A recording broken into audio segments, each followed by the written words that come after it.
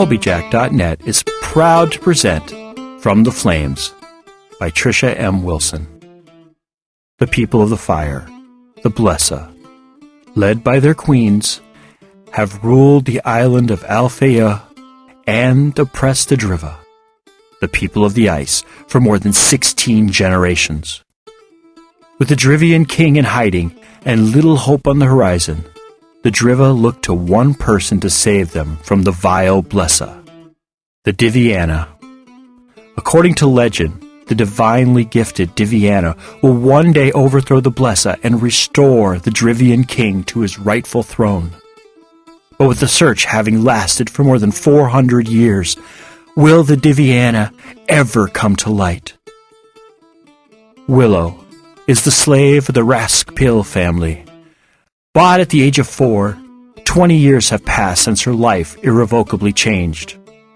Her existence is no worse than any other slave, but within, Willow wonders if there isn't something more she should be doing with her life other than serving the ungrateful. Ordered to travel with her master's family to Sondertoft, so her master's adult children can take part in an ancient rite of passage, Willow is shocked when she learns that she too must participate. Will she fail, as all before her have? Will she rise to the challenge and become stronger after passing through the flames? Episode 47, Chapter 26, The Past. Standing on the deck, watching the sunrise, Willow felt much better than yesterday. The massage Hawk had given her, plus her personal heating blanket named Adelina, had worked out most of the kinks in her back. Today she was able to move much easier, and didn't feel as awful. "You're looking better this morning," Hawk observed, coming to stand next to her. "I feel better. Thanks for the massage last night." "You're very welcome. I only wish you'd have let me see your back before. Maybe I could have taken away some of your pain earlier." "If you'd had, we never would have gotten on the ship and been free to continue on our journey." Looking toward the sunrise himself, Hawk asked, "Have you come up with any more ideas about what the Book of Ivy meant?" "No. It's been the only thing I've thought about since I woke up, and I just can't figure it out. I don't need healing." "Everyone needs healing," Hawk said, sounding suddenly far away. "Even you?" "Even me," he acknowledged. "What wounds are in your past?" Hawk stared out into the sea, not responding. "I shouldn't have asked," Willow said, her cheeks warming with embarrassment. "No, I'm glad you did. The only way to heal is to talk about what hurts you." There was more silence. It went on so long. Willow didn't think Hawk would continue, but he finally did. "My parents met in their village when they were small children. From what Astrid told me, it was love at first sight, but their parents, especially my mother's, weren't keen on the match. My dad was only a farmer's son, while my mother was the daughter of a wealthy landowner. Not the mates either parents pictured for their children. My parents, however, were determined to be together, so when they were finally of age, they ran off to another town and got married. They had a little money stashed away and set up a home in this village. My father got a job on a small farm, while my mom cleaned homes. Asher told me that they had a good life, and not long after they'd settled down, my mom found out she was pregnant.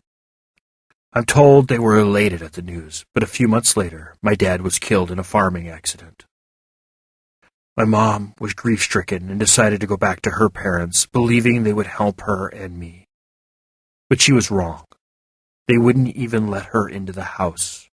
Asher never told me what they said to her, but I can guess the names they called her and me. Clearing his throat, his voice was now full of suppressed emotion. Distraught over the treatment she'd received, she went to my father's parents, believing they'd at least help her. But they too refused. Astrid said they could barely afford keeping the children they already had. Taking in 2 more people would have unduly burdened them. They told her that she had decided to go against everyone's wishes, and now she had to live with the consequences. "Your poor mother," Willow breathed. "It must have been awful for her." "I imagine it was. Everyone she'd believed would help her abandoned her when she needed them most. What happened? Obviously you were born, but where's she now? Willow asked. Dead. Dead? Hawk didn't answer her question, but he did continue on with his story. After the disastrous confrontations, my mother went from village to village, trying to find work and a place to stay, but nobody was willing to hire a pregnant woman. However, in one of the villages, someone told her about the witch who lived near Helfrida. She was told that the witch might need help in such a remote part of Alfeyju. Desperate at this point, my mom sought out this witch, hoping she would have a heart and take her in. By now, she was 7 or 8 months pregnant, and she knew she'd have to stop traveling soon, or else she'd have me on the side of some road. The minute Astrid met my mother, she took her in with wide open arms. She told me that the gods had told her a very important person, pregnant and in need, would arrive at her home, and that she should take her in. Astrid was also lonely from the years of minimal contact with other people, so taking in my mother was no hardship. Indeed, it was a blessing for both. Astrid has always said that this time with my mom was the happiest time in her life, because my mother was so full of life and love. When I was born, the love became overflowing. But then tragedy came again. During that first winter with Astrid, my mother became sick. Nothing Astrid did made her any better, and by the time spring arrived, my mother was only a shell of the woman she'd been before. She died by the time summer arrived. Her last request was for Astrid to raise me as if I were her own child, and she did. "I'm so sorry about your family," Willow said, feeling her heart break for all the pain he'd have to have felt not knowing his parents. Willow wanted to wrap her arms around him and soothe away his pain, but she didn't. He was standing so stiffly that she knew he'd believe her sympathy was pity.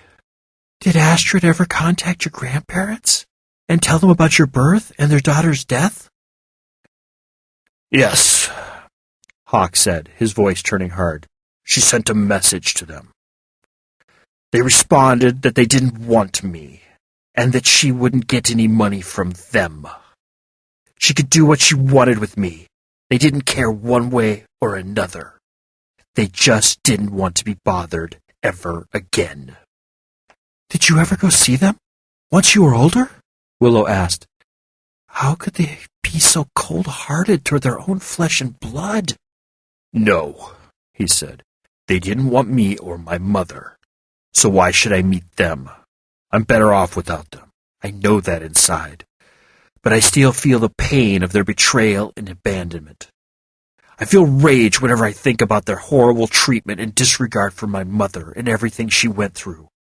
What kind of people are they to be so unfeeling and indifferent to their child and grandchild?"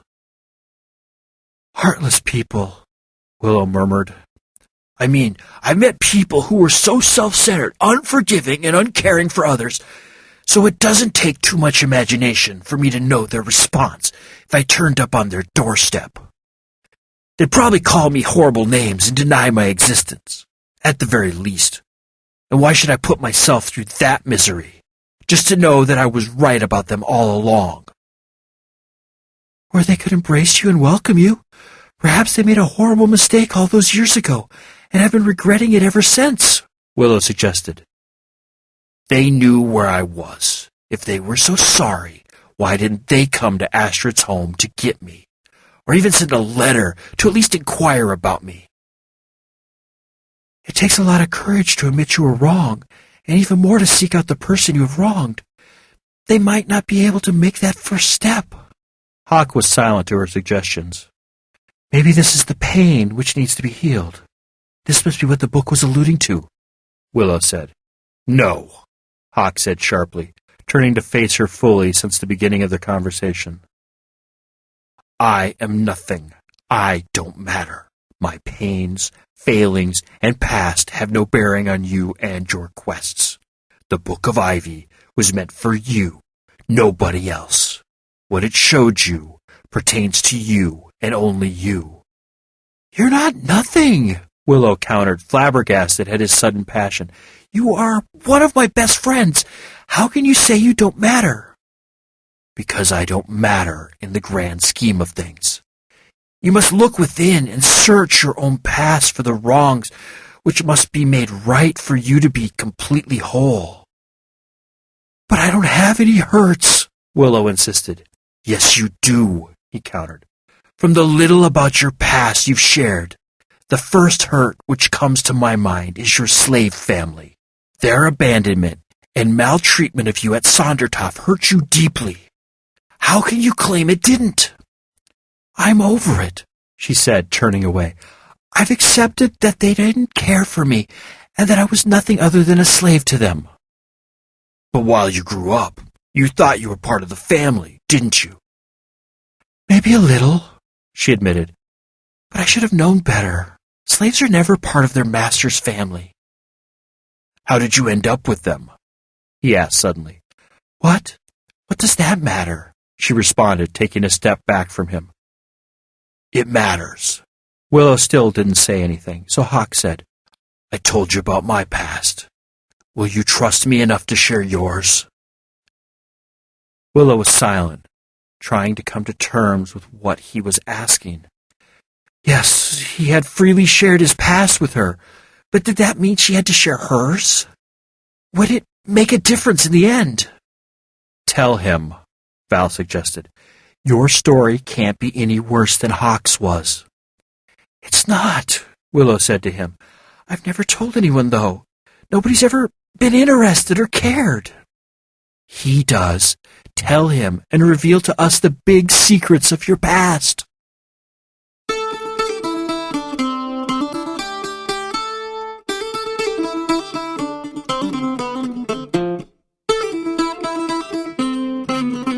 You have been listening to From the Flames by Trisha M. Wilson. Read, recorded, mastered, encoded, and produced by Colbyjack.net. This work is released under a Creative Commons 3.0 Attribution, Non-Commercial, Share-alike license. Do what you want with it, just don't try to profit from it. Heaven knows we can't. If you have any questions, comments, or rants you wish to share with us, we can be reached at Colbyjack at Colbyjack.net. That's COLBYTRAX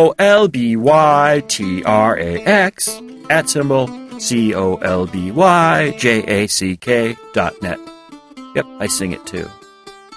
If you want to follow the exploits of Trisha in Twitterland, just search for Lady Trisha W on Twitter, or follow the ever-dashing, courageous, hardworking, intelligent, and immensely humble Colbyjack on the Twitters as well.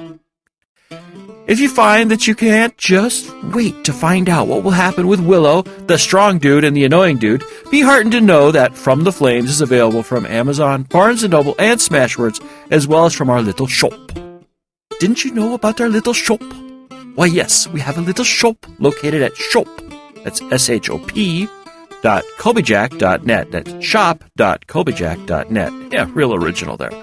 There you will find the latest ebook versions of all our works in both Mobi and ebook, all DRM-free, as well as audiobook versions of such works as Firmware Hijacked and Proxy, as well, naturally, as well as From the Flames. The audiobooks differ from the podcasts in that the headers and bumpers only run once, and the episodes are grouped in hour-long episodes for easy burning to CD or for downloading on the go. If you find you don't need any stuff, but just want to thank us monetarily for our efforts here, just head on over to Colbyjack.net, select either audio or visual, and look for the donate button located on the blog roll. Well, anyway, thank you for listening. Have a wonderful week, and remember to be fabulous.